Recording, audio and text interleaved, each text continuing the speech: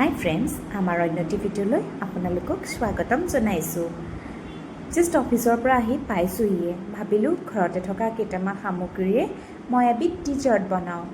তাৰ বাবে মই বতৰৰ ফল আম লৈছোঁ, কেইটামান খেজুৰ লৈছোঁ, কেইটামান ৱালনাট লৈছোঁ, কেইটামান কাঠবাদাম লৈছোঁ, কেইটামান কাজু লৈছোঁ আৰু দুটা কল লৈছোঁ।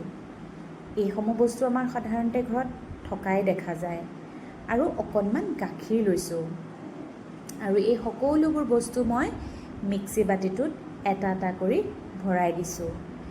সাধাৰণতে দেখা যায় যে আমাৰ ল'ৰা ছোৱালীসমূহে এইসমূহ বস্তু খাবলৈ ইচ্ছা প্ৰকাশ কৰা দেখা নাযায়। যিকোনো প্ৰকাৰে আমি মাক দেউতাকে এইসমূহ বস্তু তেওঁলোকক দিয়া উচিত হয়, কিয়নো এইসমূহৰ অভাৱে তেওঁলোকৰ তেজৰ সমস্যাৰ লগতে আন আন শাৰীৰিক সমস্যাও আনিব পাৰে।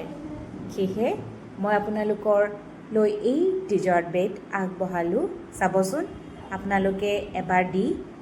গতিকে সকলোবোৰ বস্তু মই মিক্সি বাতিটোত ভৰাই ল'লোঁ আৰু যিহেতু অকণমান আম বেছি হোৱা যেন লাগিলে মই অকণমান আঁতৰাই থ'লোঁ আৰু অকণমান গাখীৰ দি দিলোঁ। তাৰপাছত গোটেইসমূহ বস্তু মিক্সিত মাৰি দিলোঁ। মিক্সিত মাৰি দিয়াৰ পাছত এয়া মই এটা বাতিত আপোনালোকক উলিয়াই দেখাই দিছোঁ। এয়া চাওকচোন, খুব সুন্দৰ হয়, খুব সোৱাদ লগা। আপোনালোকে আপোনালোকৰ সন্তানক খুৱাব আৰু কমেণ্ট কৰি জনাবচোন কেনেকুৱা পাইছে আপোনালোকে। যদি আমাৰ ভিডিঅ'টো চাই ভাল পাইছে তেন্তে লাইক, ছাবস্ক্ৰাইব আৰু শ্বেয়াৰ কৰিবলৈ নাপাহৰিব। ধন্যবাদ।